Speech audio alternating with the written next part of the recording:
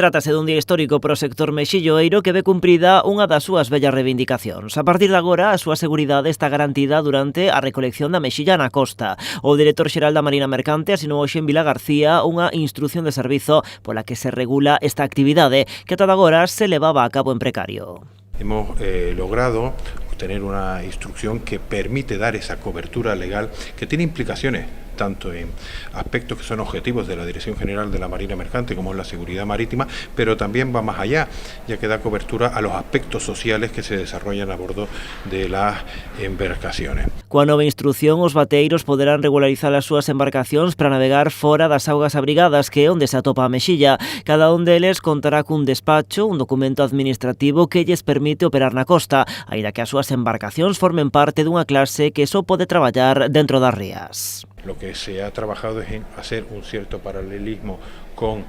las medidas que se le aplican a las embarcaciones pesqueras, por así decirlo, de tal manera que se le dé esa cobertura legal que permite uno de los temas que son fundamentales, que es el despacho, y es el que da después, una vez que están despachados, a la posibilidad de que haya la cobertura de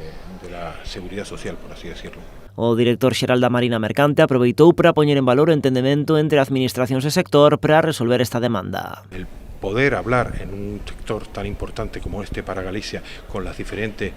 administraciones pone en valor ese trabajo que hacemos interadministrativo, pero pone en valor también el empuje y el punto honor